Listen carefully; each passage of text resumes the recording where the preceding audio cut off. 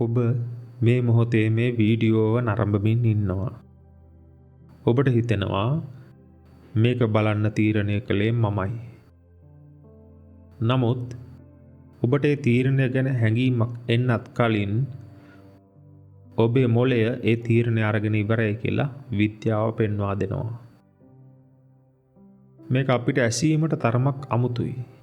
නමුත් අපි මේක පියවරෙන් පියවර විවරණය කරමු. 1980 දශකයේදී බෙන්ජමින් ලිබෙට් කියන ස්නායු විද්‍යාඥයා සරල පරීක්ෂණයක් සිදු කළා.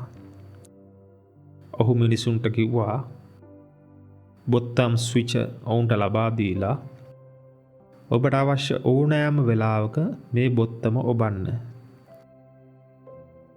එකම කොන්දේසියක් උනේ මට දැන් බොත්තම ඔබන්න ඕන කියලා ඔබට හිතෙන මොහොත සටහන් කරගන්න එක විතරයි.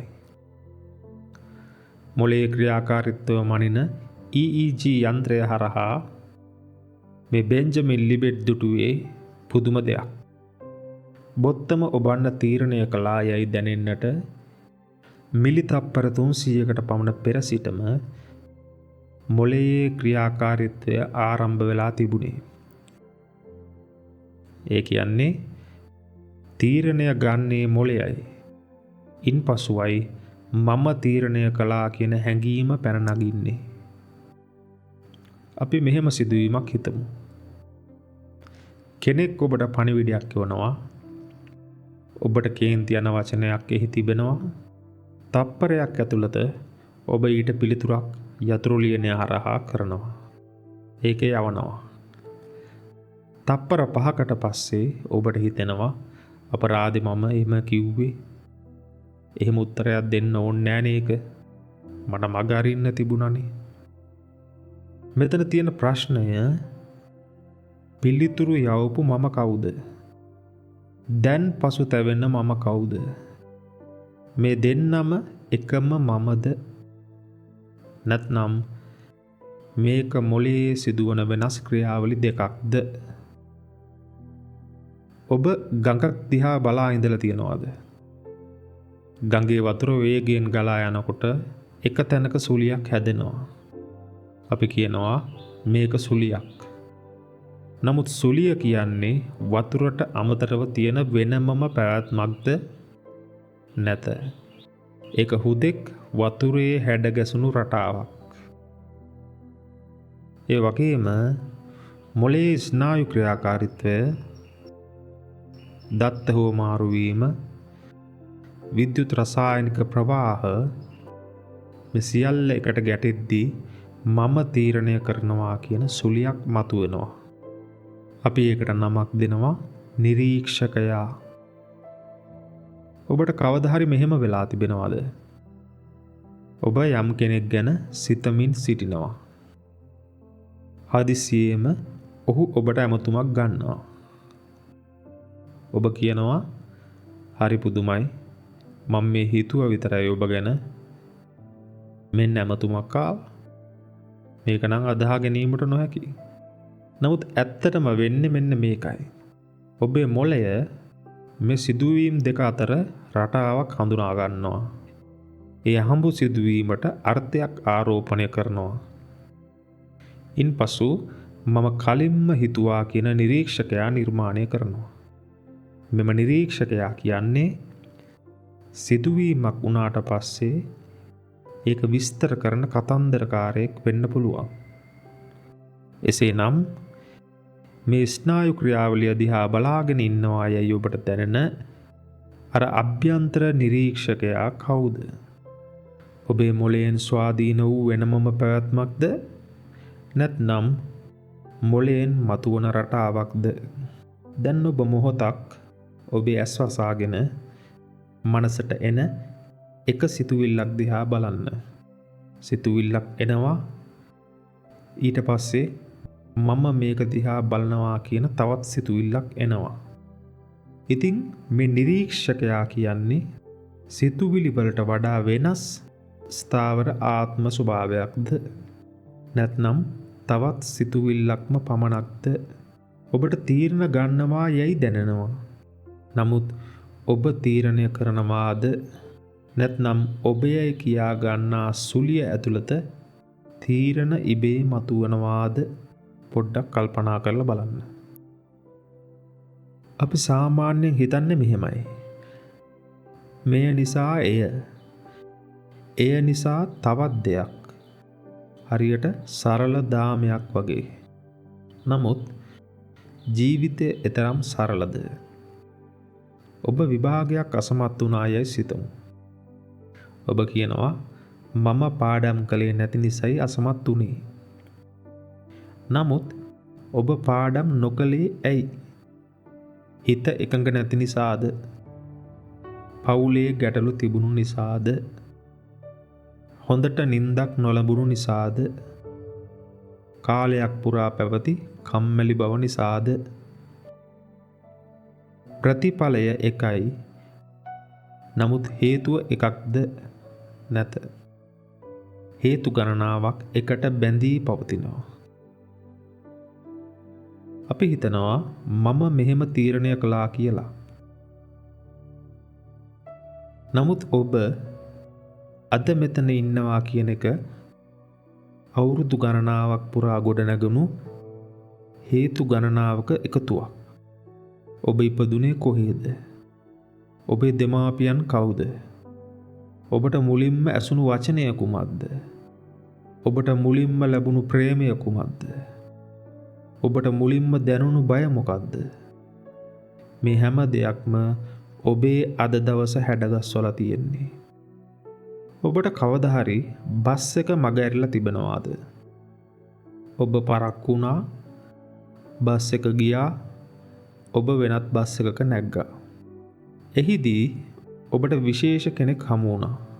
ඒ හමුවීම ඔබේ ජීවිතයම වෙනස් කරා. පසුව ඔබ කියනවා බස් එක මග ඇරුණු එක හොඳයි. නමුත් බස් එක මග හැරුණේ ඇයි? ඔබ එලාම් එක නිවාදමා නිදාගත් නිසා. කලින් දවසේ රෑ නිදාගත්තේ නැති නිසා.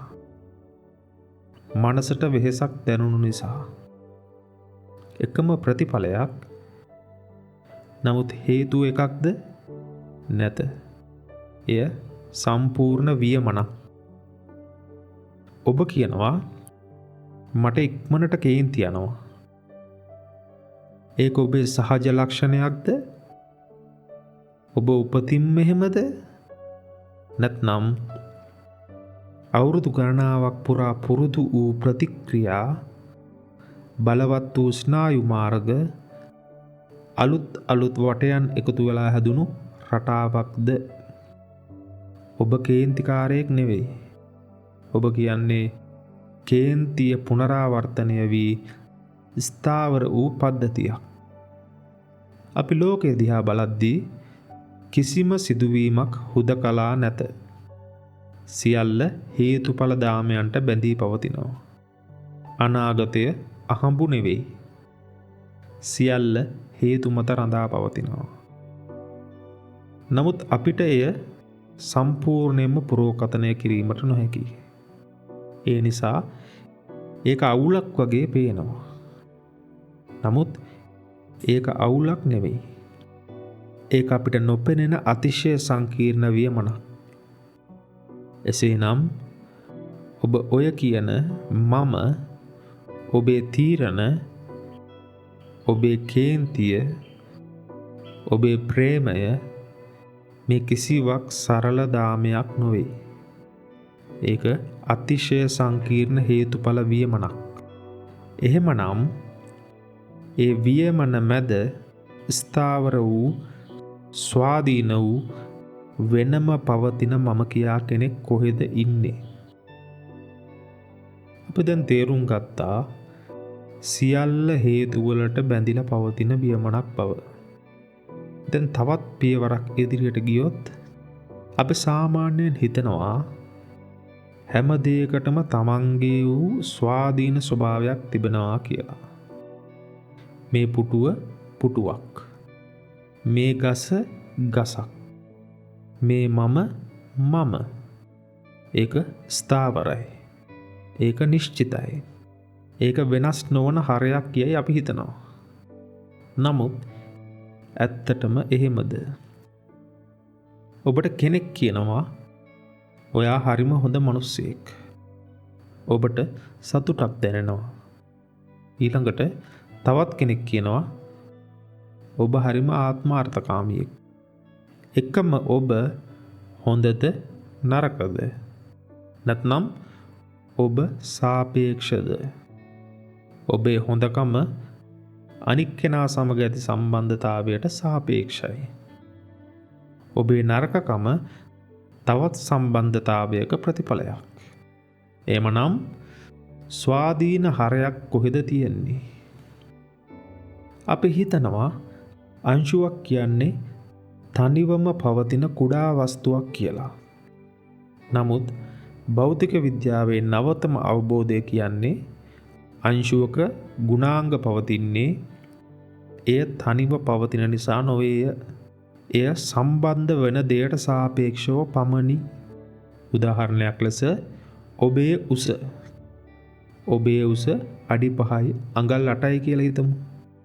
ඔබේ ළඟ අඩි 6යි අඟල් 2ක මිනිස්සෙක් ඉන්නවා. ඒ ඉන්නකොට ඔබ මිටි. ඔබ ළඟ අඩි 5යි අඟල් 2ක කෙනෙක් ඉන්නකොට ඔබ උසයි. ඔබට නිරපේක්ෂ උසක් තිබෙනවාද? ඔව්. මැනිය හැකි අගයක් තිබෙනවා. නමුත් මිටි හෝ උස කියන ගුණය තීරණය වන්නේ සම්බන්ධතාවයෙන් පමණයි. සාපේක්ෂතාවයෙන්. ඔබ හිතනවා මම සමාජයට වැඩිය මිශ්‍ර වෙන්න අකමැති නිහඬ කෙනෙක් කියලා. නමුත් ඔබට හිතට ගැළපෙන කෙනෙක් හමුනාම ඔබ ඊටමත් සමාජශීලී කෙනෙක් වගේ හැසිරෙනවා. එහෙමනම් මේ නිහඬ බව කියන්නේ ඔබේ ස්ථාවර අනන්‍යතාවයක්ද නැත්නම් එය අවස්ථාවට අනුව වෙනස් වන ජීවන රටා ස්වභාවයක්ද? දැන් මම ඔබට කියනවා ඔබේ මම කියන හැඟීම දිහා බලන්න. ඒක ස්ථාවරද? සිතුවිලි වෙනස් වෙනවා, හැඟීම් වෙනස් වෙනවා, මතකයන් වෙනස් වෙනවා, ශරීරය වෙනස් වෙනවා. නමුත් අපි හිතනවා ඇතුලේ ස්ථාවර කෙනෙක් ඉන්නවා. නමුත් ඒක කවදාවත් ඍජුව පෙනිලා තිබෙනවාද? නැත්නම් මේක සිතුවිලි අතර ඇති සම්බන්ධතාවයෙන් මතුවෙන අර්ථකථනයක් පමණක්ද? ඔබට ඔබ ගැනම කතන්දරයක් තියෙනවා. මම මෙහෙම කෙනෙක්. මට අතීතේ මෙහෙම වුණා. ඒ නිසා තමයි අද මම මෙහෙම ඉන්නේ. මේ කතන්දරය කොටස් වශයෙන් තිබෙන සම්පූර්ණ මතකයක්. අපේ අර්ථකථන තෝරාගත් සිදුවීම් එකතු කරලා ගොඩනගුණු සම්පූර්ණ මතකයක් පමණයි. මේ කතන්දරය ඔබේ ස්ථාවර සැබෑ මමද නැත්නම් අතීත සිදුවීම් වලට අපි දුන්න අර්ථකථනවල එකතුවක් පමණක්ද? ඔබට කවදා හරි කෙනෙක් ඔබ ගැන වැරදි අවබෝධයක් තබාගෙන ඉන්නවා කියලා දැනුණාද? එවිට ඔබට හිතෙනවා එයා මාව හරියට දන්නේ නැහැ. නමුත් ඔබත් දන්නේ ඔබ ගැන ඔබ ගොඩනගාගත් ප්‍රතිරූපයක් පමණක්ද? එසේනම් කිසිම දෙයකට සම්බන්ධතාවයෙන් තොර ස්වාධීන හරයක් නැතිනම් මම කියන එකට පමණක් සම්බන්ධතාවයෙන් තොර ස්වාධීන පැවැත්මක් තිබෙනවාද? සිතුවිල්ලක් නැතුව මම තිබෙනවාද? හැඟීමක් නැතුව මම සිටිනවාද? මතකයක් නැතුව මම සිටිනවාද? සියල්ල හේතුඵල වලට බැඳිලා. මනස මේ ලෝකය අත්දකින්නවාද? නැත්නම් මනසම මේ ලෝකය ගොඩනගනවාද? රෑ 12ට ඔබේ දුරකථනය නාද වෙනවා. එකම ශබ්දය නමුත් ඔබේ හදවත වේගයෙන් ගැහෙනවා. ඇයි? දුරකථන නාදය මධ්‍යස්ථ දෙයක්. නමුත් මනස මේක කරදරයක්ද නැත්නම් එහෙම නැද්ද? අන්නේ ආකාරයේ පෙර අත්දැකීම් මත අර්ථකථන දීම සිදු කරනවා. මෙතනදී ලෝකය කියන්නේ ශබ්දයක් පමණයි. බය කියන්නේ මනස ගොඩනගපු දෙයක්. පස්ස සම්බන්ධ වීම, වේදනාව සුවද දුකද කියලා ලේබල් කිරීම. තණ්හාව මට මේක ඕන, මට මේක එපා කියන හැඟීම. උපාදානය තදින් අල්ලා ගැනීම. භවය ඒ අනුව තමන්ගේ අනන්‍යතාවය ස්ථාවර වීම. මේක දුරස්ත න්‍යායක් නෙවෙයි. මේක ඔබේ දිනපතා ජීවිතයේ සජීවී ක්‍රියාවලියක්, නිසි ලෙස පෙළගැස්වීමේ වැඩසටහනක් පමණයි. ඔබ හිතන්න ඔබට Facebook නොටිෆිකේෂන් එකක් එනවා. පස්සය තිරය දැල්වෙනවා. වේදනාව අලුත් දෙයක්. තණ්හාව මට ඒක බලන්න ඕන. උපාදානය ඔබ ඇප් එක විවෘත කරනවා. භවය මම කාර්ය බහුල කෙනෙක්. මට වටිනාකමක් තියෙනවා. තප්පර 20යි. සම්පූර්ණ චක්‍රයක් ක්‍රියාත්මක වුණා. ඔබ එය පරීක්ෂා කරනවා. ඔබට ලයික්ස් 20ක් ලැබිලා තිබෙනවා. සතුටක් දැනෙනවා. මනස කියනවා මේක හොඳයි. ආයෙත් කරමු. ඊළඟට ඔබ අනුමැතිය බලාපොරොත්තුවෙන් තවත් දේවල් පළ කරනවා. ඔබ හිතන්නේ මේවා ඔබ තීරණය කරනවා කියලා. නමුත් ඔබේ මොළයේ ත්‍යාග පද්ධතිය මේ රටාව ස්ථාවර කරනවා. කෙනෙක් ඔබට රිදෙන විදියට කතා කරනවා. පස්සය වචනය ඇසීම. වේදනාව දුක හෝ තර්ජනයක් යයි දැනීම. තණ්හාව මට මෙය නවත්තන්න ඕන. උපාදානය කේන්තිය අල්ලා ගැනීම. භවය මට අසාධාරණයක් වුණා. තප්පර 3යි. සම්පූර්ණ අනන්‍යතාවයම මාරු වුණා. මෙතන තියෙන වැදගත්ම දේ නම් මනස බාහිර ලෝකයට හුදෙක් ප්‍රතික්‍රියා දක්වනවා නෙවෙයි. මනස අනාගතය පුරෝකථනය කරනවා. ඉන්පසු ඒ පුරෝකථනය නිවැරදි කරගන්නවා. අපි අත්දැකීමක් කියලා කියන්නේ මේ පුරෝකථනය කිරීම සහ නිවැරදි කිරීමේ ක්‍රියාවලියට. ඒ නිසායි දෙදෙනෙක් එකම සිදුවීමක් දැක්කාම ඔවුන්ගේ අත්දැකීම් දෙආකාරයක් වන්නේ. එහෙම වෙන්නේ ලෝකය වෙනස් නිසා නෙවෙයි. මනසේ ආකෘතිය වෙනස් නිසා. කෙනෙක් ඔබ හරි කියලා කියනවා. ඔබ අනාරක්ෂිත හීනමානයක් ඇති කෙනෙක් නම් ඒක ඔබට උපහාසයක් වගේ දැනෙන්නේ. ඔබ ආත්ම විශ්වාසයක් ඇති කෙනෙක් නම් ඒක ඔබට අගය කිරීමක් වගේ දැනෙන්නේ. ශබ්දය එකමයි, ලෝකය එකමයි, නමුත් අත්දැකීම වෙනස්. වෙනස කොහේද? පටිච්ච සමුපාදය කියලා කියන්නේ පරණ ග්‍රන්ථයක තියෙන න්‍යායක් නෙවෙයි. ඒක ඔබේ මනස තප්පරයෙන් තප්පරයට ලෝකය ගොඩනගන සජීවී ක්‍රියාවලියක් පෙන්වා දීමක්. ඔබට කෙනෙක් දිගින් දිගටම කියනවා ඔයාට හොඳට කතා කරන්න බෑ. ඔබට දුකයි. ඔබට බයයි. ඔබ එය මග හරිනවා. අවුරුදු 5කට පස්සේ ඔබ කියනවා මම සෙනග ඉස්සරහා කතා කරන්න දක්ෂ නැහැ. මේක ඔබේ සහජ දුර්වලකමක්ද? නැත. මේක එකම චක්‍රය පුනරාවර්තනය වී ස්ථාවර වීමක් පමණයි. එසේනම් ඔබ සැබෑ ජීවිතය අත්දකින්නවාද නැත්නම් ඔබේ මනස විසින් අතීත හේතු මත අර්ථකථන කර කර ගොඩනගන ලෝකයක ඔබ ජීවත් වෙනවාද? එහෙමනම් අපි වෙනස් කළ යුත්තේ ලෝකයද? අපි අපේ මනසේ ආකෘතිය දකින්නට උත්සාහ කරමුද? අපි හිතනවා තණ්හාව කියන්නේ මට සතුටක් ඕන කියන හැඟීම කියලා. නමුත් එය පමණක් නොවේ. තණ්හාව කියන්නේ අවිනිශ්චිතතාවය දරා ගන්න බැරිකම. ඔබේ දුරකථනය මේසය මත තිබෙනවා. කිසිම නොටිෆිකේෂන් එකක් ඇවිල්ලා නැහැ තාම. නමුත් ඔබ විනාඩි 5කට පස්සේ කිසිම හේතුවක් නැතිව ඔබ එය පරීක්ෂා කරනවා. කවුරු හරි මැසේජ් එකක් එව්වද? අලුත් දෙයක් තියෙනවද? මේක සතුටක් හඹාගෙන යෑමක්ද නැත? මේක මම දන්නේ නැහැ කියන අවිනිශ්චිතතාවය මකා ගන්න දරන උත්සාහයක්. පුරාණ දේශනාවල මනස වඳුරෙකුට සමාන කර තිබෙනවා. එක අත්තක් අතහැර තවත් අත්තක් අල්ලා ගන්නවා.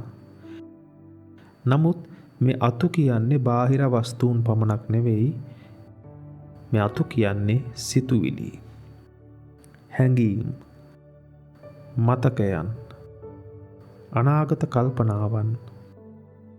ඔබට හෙට සම්මුඛ පරීක්ෂණයක් තිබෙනවා යයි සිතන්න. දැන් ඔබ ඉන්නේ නිවසේ. නමුත් මනස දුවනවා.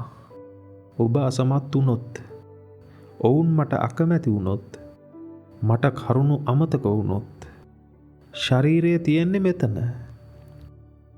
සම්මුඛ පරීක්ෂණය තියෙන්නේ හෙට. නමුත් දුක දැනෙන්නේ දැන්. මෙහි තණ්හාව කුමක්ද? මට නිශ්චිතතාවයක් ඕන. මට දැන්ම ඒක දැනගන්න ඕන.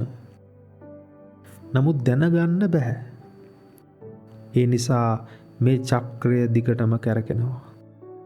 අපි හිතනවා මට මේ සම්බන්ධතාවය ඕන. මට මේ රැකියාව ඕන. මට මේ ප්‍රතිරූපය තියාගන්න ඕන. ඇයි?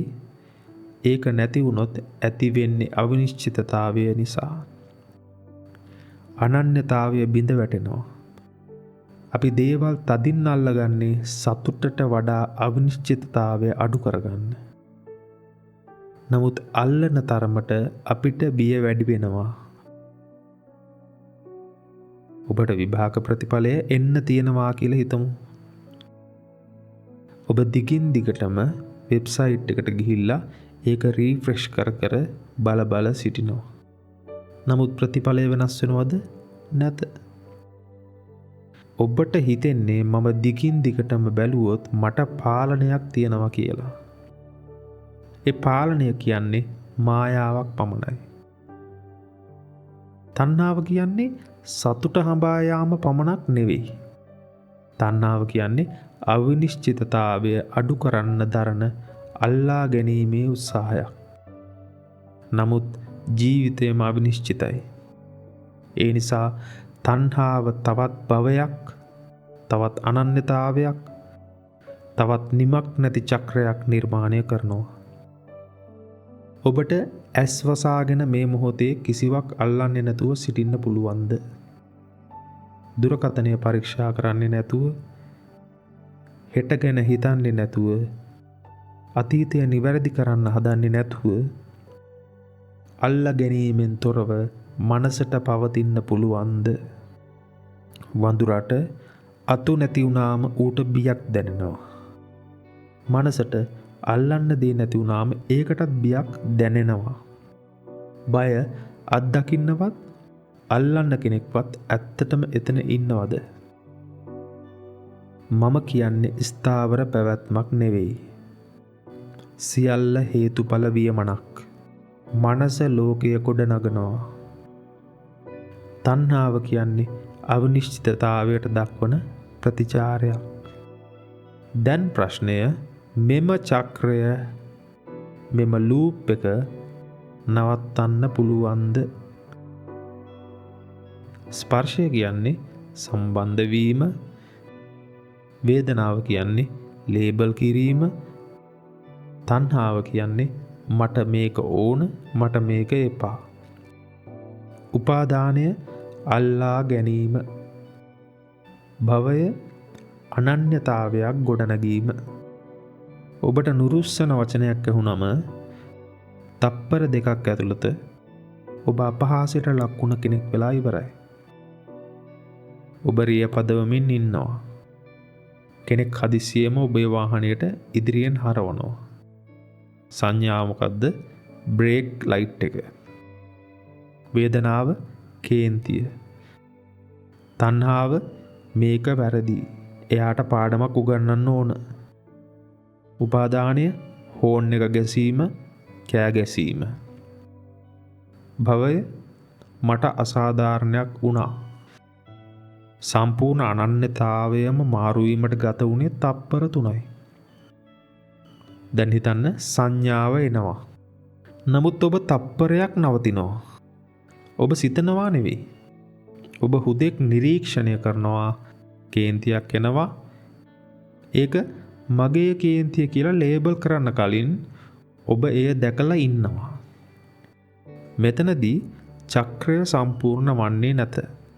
කෙනෙක් ඔබට කියනවා ඔයා කිසිම තේරුමක් නැහැ. සාමාන්‍යයෙන් ඔබ ඊට ප්‍රතික්‍රියා දක්වනවා. නමුත් ඔබට ඒ මොහොතේ මෙන්න දුක, මෙන්න ආරක්ෂා වෙන්න ඕන කියන හැඟීම මෙහෙම දැක ගන්න පුළුවන් නම් එය ප්‍රතික්‍රියා දාමයක් වන්නේ නැත. එය හුදෙක් අත්දැකීමක් වෙලා දිය වෙලා යනවා. මේක හැඟීම් යටපත් කිරීමක් නෙවෙයි. මේක විනාශ කිරීමක් නෙවෙයි. මේක අලුත් සංස්කාරයක් එකතු නොකිරීමේ ක්‍රියාවලිය. සංඥාව එනවා. ඔබ එයට දෙන වටිනාකම වැඩි කිරීම නවත්වනවා. අලුත් අනන්‍යතාවයක් හදන්නේ නැත. ඔබට රසවත් කෑමක් දකින්න ලැබෙනවා. සැපයක්. සාමාන්‍යයෙන් මට ඕන කියලා ඇති වෙන්නේ ස්වයංක්‍රීය පෙළඹවීමක්.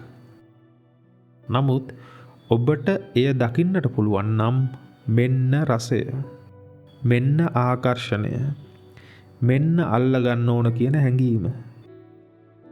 එවිට අල්ලා ගැනීමේ ශක්තිය දුර්වල වෙනවා. නිවන් කියන්නේ අලුත් ලෝකයක් හදා ගැනීමක් නෙවෙයි. නිවන් කියන්නේ අලුත් චක්‍රයක් නොහදන එක. අලුත් අනන්‍යතාවයකට නොබැඳෙන එක.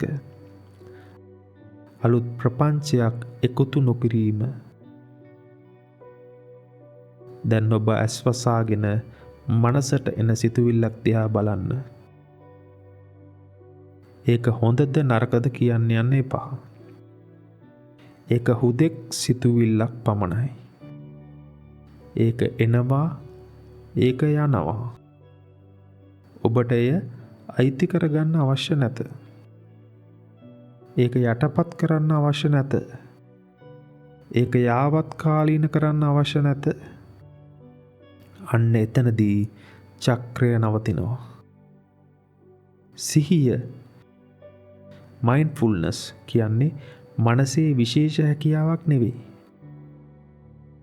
ඒක මේ නිමක් නැති චක්‍රයට බාධා කිරීමක්. අලුත් සංස්කාරයක් එකතු නොකර පැරණි ගමන නවත්වන නිහතමානී විරාමයක්.